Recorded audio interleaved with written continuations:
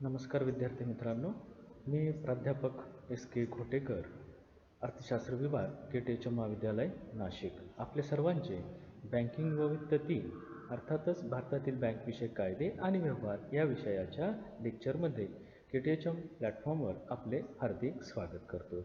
विद्यार्थ्यांनो, आपण मागच्या लेक्चरमध्ये भारतीय बँकांचा म्हणजे भारतातच नोंदणी झालेल्या सर्व बँकांचा ताळेबंद व नफा तोटा पत्रक याच्याबद्दलच्या तरतुदी अभ्यासल्या. म्हणजे नफा व तोटा पत्रक तसे ताळेबंद रिझर्व्ह बँकेला सादर करत असताना बँकांनी घ्यावयाची खबरदारी व बँकांचा असणारा कार्यभाग याच्यामध्ये आपण सविस्तर चर्चा केली होती. अर्थातच बँकिंग नियमन कायद्यानुसार असणाऱ्या विविध तरतुदी अभ्यासल्या होत्या. आजच्या लेक्चरमध्ये आपण बँकिंग नियमन कायदा 1949 नुसार भारतीय बँकांमध्ये होणारे एकत्रीकरण किंवा विलिनीकरण याच्याबद्दल असणाऱ्या तरतुदी अभ्यासणार आहोत. विद्यार्थ्यांनो, तत्पूर्वी आपल्याला माहीतच आहे की सतत भारत सरकार आपल्या आर्थिक धोरणामध्ये बँकांचे सतत एकत्रीकरण किंवा एका बँकेचे दुसऱ्या बँकेमध्ये विलिनीकरण घडवून आणत असते आणि म्हणून ह्या विलिनीकरणासाठी किंवा एकत्रीकरणासाठी असणाऱ्या तरतुदी आपल्याला अभ्यासायच्या आहे. त्याच्यामध्ये आपण अभ्यासणार आहोत बँक व्यवसायाचे एकत्रीकरण.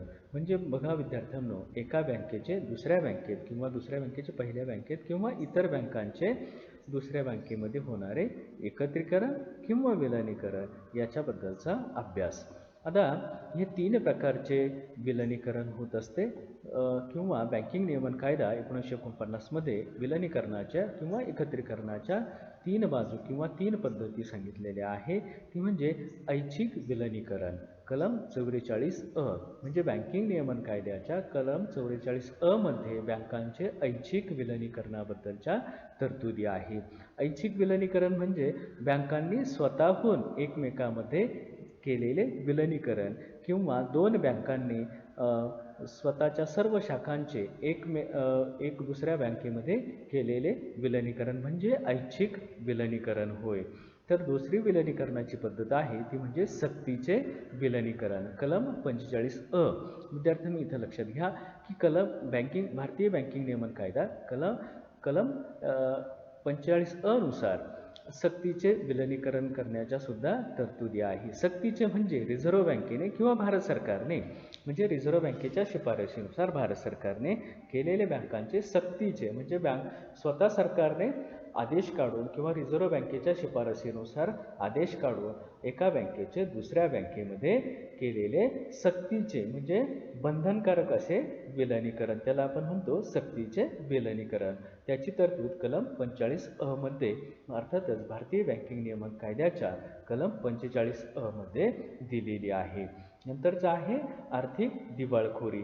म्हणजे एखाद्या बँकेने हा तिसरा एकत्रीकरणाचा किंवा विलिनीकरणाचा प्रकार आहे किंवा एखादी बँक दिवाळखोरीमध्ये गेली असेल, आर्थिक दिवाळखोरीमध्ये गेली असेल, खूप काही तोटा त्या बँकेला झाला असेल, तर ती बँक दुसऱ्या नफाक्षम किंवा एखाद्या सक्षम अशा बँकेमध्ये विलिनीकरण तिचे केले जाते. म्हणजे चुकीचे व्यवस्थापन असेल, आर्थिक तोटा खूप झालेला असेल किंवा कर्ज बुडण्याचं प्रमाण खूप असेल, तर अशा बँकेचं चांगल्या बँकेमध्ये चांगलं व्यवस्थापन असणाऱ्या बँकेमध्ये विलिनीकरण घडून आणलं जातं. मग त्यालाच म्हणतात आर्थिक दिवाळखोरीनुसार केलेले विलिनीकरण. ते कलम 45(अ) मध्ये अर्थातच भारतीय बँकिंग नियमन कायद्याच्या कलम 45(अ) मध्ये त्याच्याबद्दलच्या तरतुदी आहे. म्हणजे विद्यार्थ्यांनी इथं लक्षात घ्या की बँकांचे विलिनीकरण हे 3 पद्धतीने केले जाते. पहिलं आहे ऐच्छिक विलिनीकरण भारतीय बँकिंग नियमन कायदा कलम 44(अ) नुसार. तर दुसरे आहे ते म्हणजे सक्तीचे विलिनीकरण भारतीय बँकिंग नियमन कायदा कलम 45(अ) नुसार. आणि तिसरं आहे ते म्हणजे आर्थिक दिवाळखोरीनुसार किंवा आर्थिक दिवाळखोरीमुळे होणारे बँकांचे विलिनीकरण ते भारतीय बँकिंग नियमन कायदा कलम 45(अ) नुसार. विद्यार्थ्यांनो, सध्या खाजगी तसेच सार्वजनिक क्षेत्रातील बऱ्याच बँकांचे भारत सरकारने रिझर्व्ह बँकेच्या शिफारशीनुसार खूप मोठ्या प्रमाणात विलिनीकरण घडवून आणलेले आहे. पूर्वी भारतामध्ये सार्वजनिक क्षेत्रातील जवळजवळ 27 बँका कार्यरत होत्या.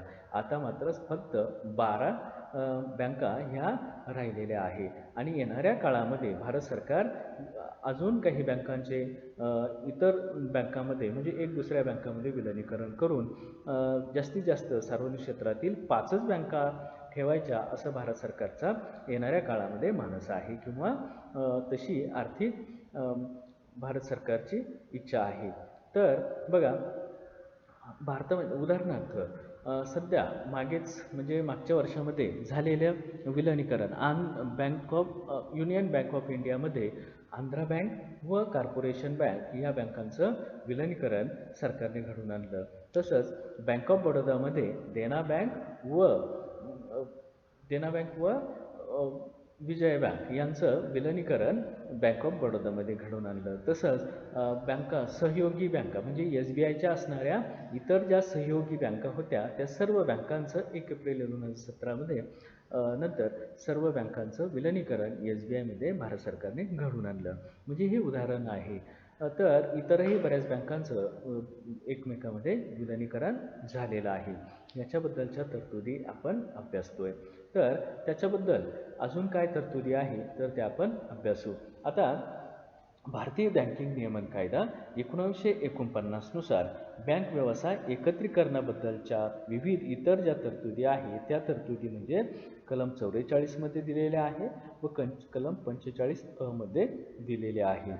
तर त्यामध्ये पहिली आहे ऐच्छिक विलिनीकरण कलम 44 आता आपण मगाच विचार केला की ऐच्छिक म्हणजे स्वतःहून बँकांनी एखादी बँक दुसऱ्या बँकेमध्ये विलिनीकरण करायचे असेल तर 2 बँकांचा एकमेकांमध्ये करार झाला आणि स्वतःहून त्यांनी असं ठरवलं की आम्ही आता 2 बँक व्यवसायापैकी एकच असा सक्षम असा बँक व्यवसाय करू इच्छितो. तर त्यांचा एकमेकांबद्दलचा करार झाल्यानंतर रिझर्व्ह बँकेला तशा त्या 2 बँका शिफारस करतात आणि शिफारस केल्यानंतर RBI त्याच्याबद्दल सक्षम व्यक्तीकडून किंवा सक्षम अशा संचालक मंडळाकडून ते व्हेरीफाय केल्यानंतर त्याचं परीक्षण केल्यानंतर तशी शिफारस भारत सरकारला केली जाते. म्हणून त्याला म्हणतात ऐच्छिक विलिनीकरण. आता त्याच्याबद्दलच्या अनेक अशा तरतुदी आपल्याला दिलेल्या आहे, परंतु अभ्यासाच्या दृष्टीने किंवा आपल्या सिलेबसच्या दृष्टीने आपल्याला फक्त बघायचं ऐच्छिक विलिनीकरण कलम 44 नुसार. तर दुसरा आहे ते म्हणजे एकत्रीकरणासाठी भागधारकांच्या स्वतंत्र सभेचे आयोजन केले जावे. आता हे ऐच्छिक विलिनीकरण करण्यासाठी एकत्रीकरण करण्यासाठी बँकांनी म्हणजे त्या 2 बँका ज्या आहे त्या 2 बँकांनी भागधारकांच्या म्हणजे शेअर्सधारकांच्या स्वतंत्र असे सभेचे आयोजन करण्यात यावे आणि त्यांच्या पुढे किंवा एकत्रीकरणाबद्दलची किंवा विलिनीकरणाबद्दलची बाजू त्यांच्या त्या भागधारकांच्या पुढे मांडण्यात यावी अशी ही तरतूद आहे. नंतर प्रत्येक सभेची सूचना बँकेच्या प्रत्येक भागधारकाला नियमावली दिल्याप्रमाणे सभेची वेळ, स्थळ आणि उद्देश यांचा स्पष्ट उल्लेख करून दिलेली असावी. म्हणजे एकत्रीकरणासाठी बँकांचा जो मानस एकत्रीकरणाचा जो मानस आहे विलिनीकरणाचा जो मानस आहे तो भागधारकांच्या अशा स्वतंत्र त्यासाठी स्वतंत्र सभेचं भागधारकांच्या स्वतंत्र सभेचं आयोजन केलेलं असावं आणि त्या सभेमध्ये प्रत्येक सभेची सूचना बँकेच्या प्रत्येक भागधारकाला ती गेलेली असावी आणि त्या नियमावलीमध्ये स्पष्ट असा उल्लेख म्हणजे सभेची वेळ, तारीख, ठिकाण व सभेचा उद्देश यांचा स्पष्ट असा उल्लेख त्या नियमावलीत केलेला असावा. अशी ही एक तरतूद या कलम 44 मध्ये दिलेली आहे. नंतरची तरतूद आहे ती म्हणजे भागधारकासमोर म्हणजे बँकांच्या भागधारकांसमोर भागधारक म्हणजे शेअर्स होल्डर तर त्यांच्या पुढे स्वतंत्रपणे त्या बँकांच्या एकत्रीकरणाचा मसुदा ठेवल्याशिवाय व प्रत्येक बँकेच्या प्रतिनिधीपैकी हजर असणाऱ्या भागधारकांच्या 2/3 बहुमताने प्रस्ताव मंजूर झाल्याशिवाय कोणतीही बँक दुसऱ्या बँकेत विलीन होणार नाही. विद्यार्थ्यांनो इथं लक्षात घ्या म्हणजे बँकांचे जे भागधारक आहेत त्या भागधारकांसमोर स्वतंत्रपणे असं त्या बँकांच्या एकत्रीकरणाचा मसुदा जो आहे त्या सभेपुढे ठेवला पाहिजे आणि प्रत्येक बँकेच्या प्रतिनिधीपैकी म्हणजे जे 2 बँका, 3 बँका, 4 बँका जर एकमेकांमध्ये विलीन होणार असेल, त्या प्रत्येक बँकेच्या भागधारकांपैकी, प्रतिनिधींपैकी जेवढे त्या सभेला, जेवढे त्या ठरावाच्या वेळेस हजर असतील, अशा भागधारकांच्या 2/3 बहुमताने प्रस्ताव मंजूर झाल्याशिवाय कोणतीही बँक दुसऱ्या बँकेत विलीन होणार नाही. ही महत्त्वाची अट किंवा महत्त्वाची शर्त किंवा कंडिशन ही बँक व्यवसायाच्या एकत्रीकरणाबद्दलच्या बाजूमध्ये किंवा तरतुदीमध्ये आढळते. नंतरचे आहे एकत्रीकरणाची योजना मंजूर झाल्यानंतर रिझर्व्ह बँकेकडे पाठवण्यात येईल. म्हणजे हे सर्व ह्या घटना झाल्यानंतर म्हणजे 2/3 बहुमताने म्हणजे उपस्थित भागधारकांच्या 2/3 बहुमताने प्रस्ताव मंजूर झाल्यानंतर सर्व बँका म्हणजे ज्या सहभागी बँका आहे एकत्रितपणे करण्याची जी योजना तयार करतील आणि ती योजना मंजूर झाल्यानंतर एकमेकांमध्ये मंजूर झाल्यानंतर रिझर्व्ह बँकेकडे एकत्रीकरणाबद्दलचा प्रस्ताव पाठवतील. नंतर रिझर्व्ह बँकेने असा प्रस्ताव मंजूर केल्यानंतर संबंधित बँकांवर तो बंधनकारक असेल. हेही लक्षात घ्या की ह्या सर्व घटना घडल्यानंतर रिझर्व्ह बँकेने ठरवल्यानंतर म्हणजे रिझर्व्ह बँकेने घोषणा केल्यानंतर आम्ही तुमचा प्रस्ताव मंजूर करत आहोत आणि ह्या बँका आता एकमेकांमध्ये विलीन होतील, एकत्र होतील आणि नवीन बँक अशी बँक असेल, एक्स बँक आता नवीन स्वरूपात तयार होईल, असं जेव्हा रिझर्व्ह बँक जाहीर करते त्यावेळेस तो प्रस्ताव, तो आदेश, तो निर्णय संबंधित म्हणजे ज्या एकत्र होणार आहे, विलीन एकमेकांमध्ये होणार आहे त्या बँकांवर तो बंधनकारक असेल. नंतर आहे ज्या बँकेत अन्य बँका विलीन करण्यात आल्या आहे त्या बँकांची संपूर्ण मालमत्ता विलीन करून घेणाऱ्या बँकेकडे जाईल. उदाहरणार्थ आता आपण मागचेच उदाहरण बघितलं ते म्हणजे युनियन बँकेमध्ये कॉर्पोरेशन बँक व आंध्रा बँक ह्या आता विलीन झालेल्या आहे. तसंच बँक ऑफ बडोदामध्ये विजया बँक आणि देना बँक ह्या बँका विलीन झालेल्या आहे. म्हणजेच या तरतुदीनुसार बँक ऑफ बडोदाकडे विजया बँकेची व देना बँकेची संपूर्ण मालमत्ता हस्तांतरित झालेली आहे. तसंच कॉर्पोरेशन बँकेची व आंध्रा बँकेची संपूर्ण मालमत्ता आता देना बँकेकडे वर्ग झालेली आहे किंवा हस्तांतरित झालेली आहे.